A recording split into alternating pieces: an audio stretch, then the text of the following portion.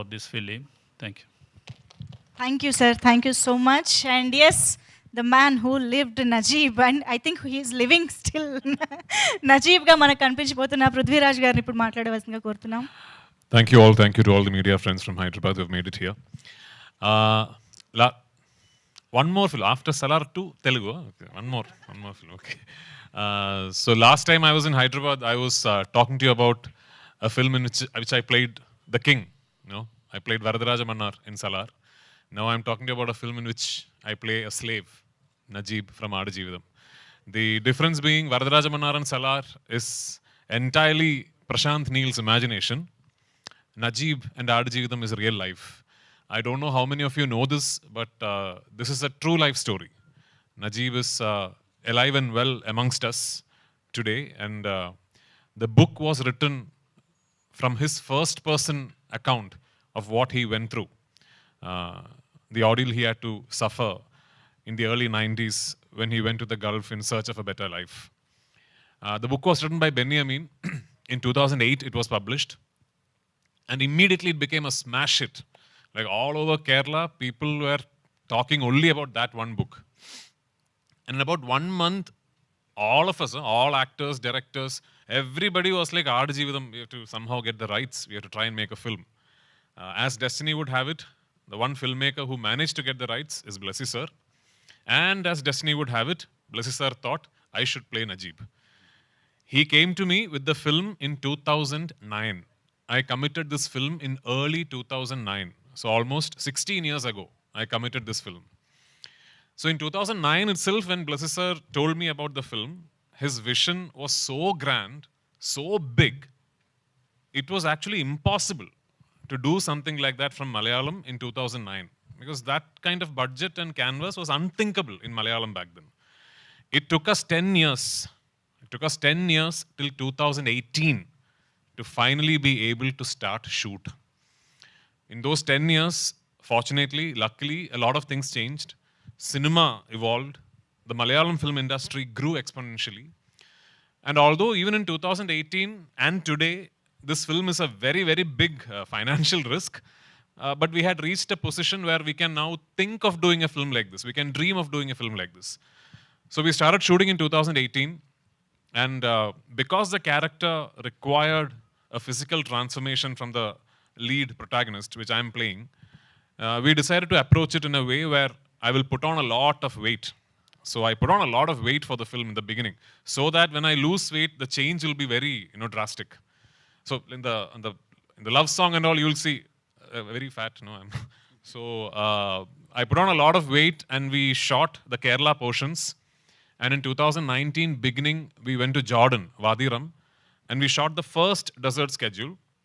Then we stopped the shooting for 7 months, I think, for me to lose weight. So my goal was to try and lose as much weight as I can.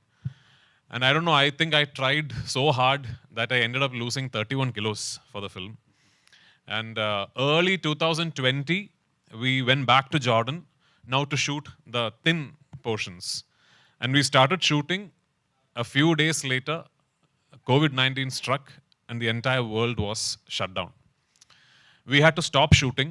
Not only did we have to stop shooting, for almost 3 months, our entire crew was stuck in the desert, not shooting, not doing anything, not able to come back. Almost 3 months later, we got a Vande Bharat flight, a repatriation flight back to India, and we came. When we came back to India at that time, Blessy sir and me, we had no idea if we will ever be able to shoot this film again, because nobody knew what the other side of the pandemic was. Thankfully, 1.5 years later, we got to regroup. Then we went to Algeria, in the middle of the Sahara Desert. We went to a place called Timimoun. And from Timimoun, you have to drive a bit into the desert to reach our shooting location. I don't think any film crew has ever been there. And I don't think it is going to be easily possible also. Because it will need one madman like this to actually take a 120-member crew and go to some place like that. It's like right in the middle of the Sahara Desert.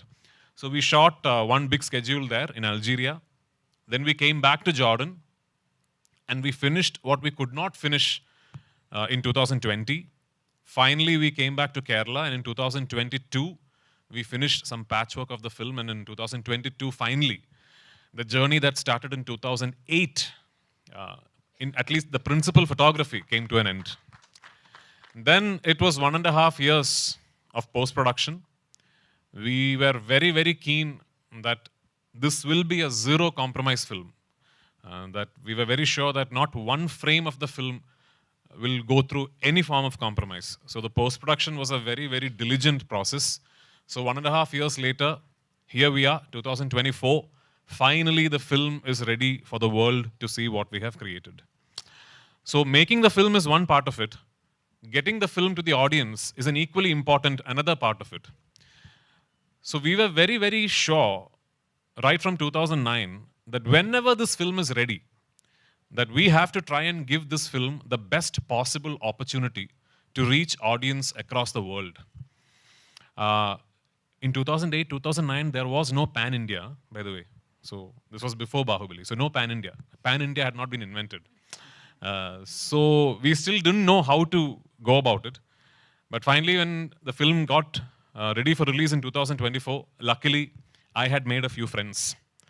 And I cannot thank Ravi Garu and Maitri enough for the trust they have shown me, they have shown in Blessy sir, and they have shown in the film.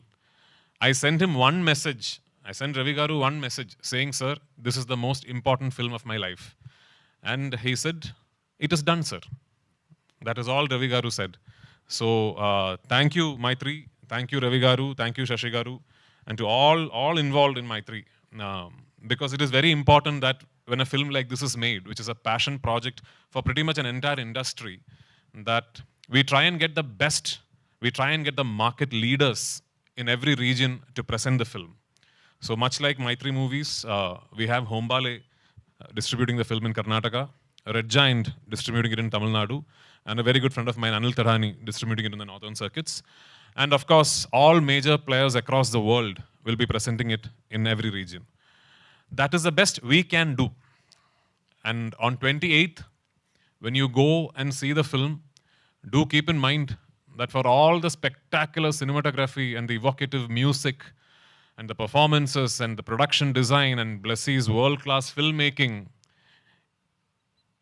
beyond all that, every moment you see on screen is a life that someone actually lived. So which is why the film says, the goat life, every breath is a battle. Thank you for being here. I hope you love the film, and I look forward to your support. Thank you so much, Prithviraj sir. So now the whole house is open for Q&A.